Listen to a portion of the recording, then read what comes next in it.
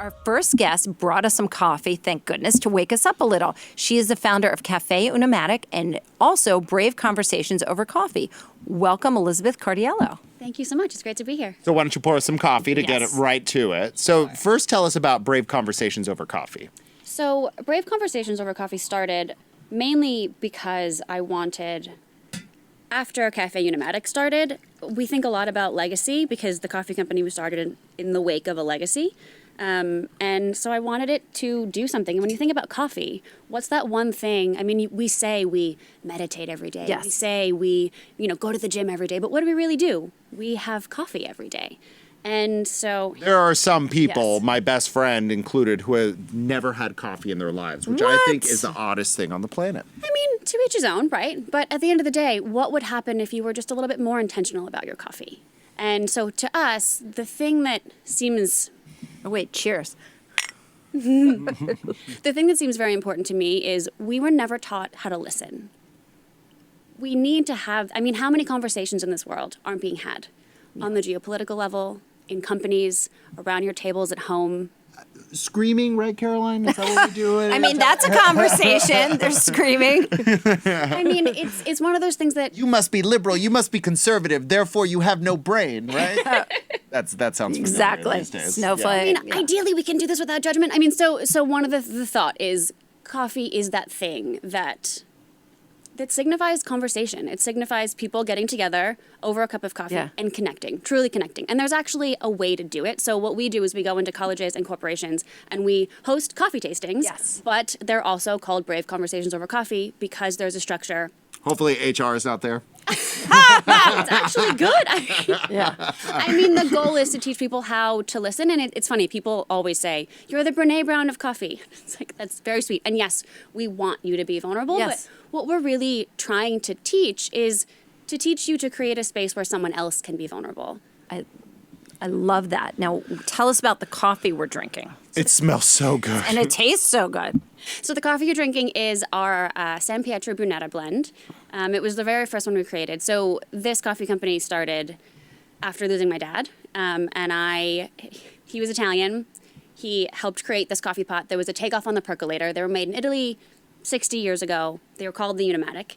And after losing him, I quite literally opened up a door that I thought was a closet and found it wasn't a door to a closet. It was the door to a warehouse. Whoa. Very Narnia. Crazy. That was my favorite book when I was younger, so that's funny. That was, so I guess that makes you the witch, and that's the wardrobe. I'll take it. Whatever it was, I'll take it. It kind of a left turn into my life. So your dad invented Glinda that. the Good Witch. Yeah, essentially. Il Unimatico. Sí. Right? Yeah. And so the pronunciation's fabulous. Yeah, it's the same as Spanish, You're Italian. Yeah, I am half Italian, but my language is molto male. But anyway, Unimatic. So you found it. And what was your first reaction? Like, oh my God, this is like not a thing I can go buy at the store. Yes. Well, so we had one on my table growing up my entire life. And this thing literally kept us at the table together. Aww. And it was, my dad would always say, just finish the pot of coffee. Just stay here for a little bit longer. And when I realized that there were this many, the first thing I realized was this feels like my opportunity to give that time together around the table to other families, to 5,000 other families. It's crazy. The whole story is actually, do you guys have Netflix? Obviously. But we don't want to endorse one streamer over another. No, that's fine. Also have They're all Disney streaming- Plus yes, and HBO. love them and, all. all the Love. things, do all of the Yes, things. obviously. But if you search Coffee for All, the entire story is actually in a documentary, which is kind of weird Oh, to say that's out loud great. still. Yeah. And you have your TED Talk, lots of media surrounding. But now, how can I buy a Unimatic? CaffeUnimatic.com is our website.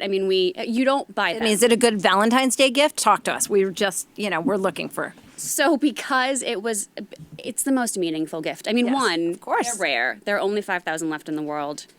They're not made anymore. They were made in Italy. And what they signify is a dad's relationship with a daughter. Aww. And that kind of, that just love. Truly. I look at it every morning and wouldn't you rather be a little bit more intentional about your coffee? Of course. And you're making your dad proud because, like a good American, you've started your own line of coffee. Oh my gosh. Of course. Capitalism. Okay, so what do we have here? We have the Roma Bionda. Oh, that so that means the accent. Roman blonde. Yes. Right? Very And good. we have the Milano Mora. Mora means Oh dark my hair, goodness. Yes. of And we're course. missing San Pietro Brunetto, which is what we're drinking. Oh. Amazing. By the way, Because we drank it all. Yes.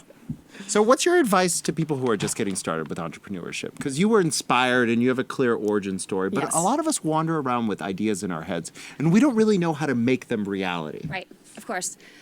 I think my best advice would be know who you are, know what your values are, and try and turn your values into actions every day. Because I mean, at the end of the day, think about it. Steve Jobs didn't say, "I'm going to build an iPhone." He said, "My passion is design and technology." At that point, those two things didn't go together, but he made them make sense. My passion is communication and conversation and coffee. I didn't know that this was going to happen, but when I saw something that really embodied my values, I could actually make the decision and jump because I felt solid enough in who I was. I love that. So you have a fund to help young entrepreneurs, don't you? So that advice is coming from the heart here, and you're actually doing something about it. What are you doing to help entrepreneurship in young people?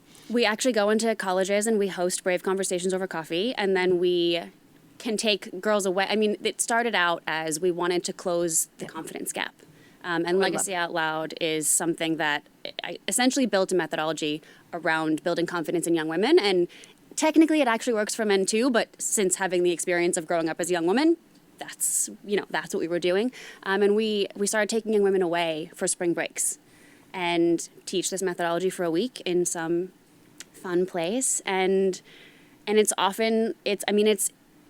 it's teams, it can be sororities, but most often it's the entrepreneurship department that says, how do we do this? What do we do? We're actually going to the University of Nebraska for this spring break. I love that. Middle America, yay! So great. Lucky participants. And thank you. I think that's our time, but thank you so much for joining us. Oh, where do we get the coffee? Oh, yeah. Where do we get Same, caffeunimatic.com, anywhere and everywhere. Well, thank you for the work that you do, and thank you for taking the time to talk to us. Thank you. you for having me.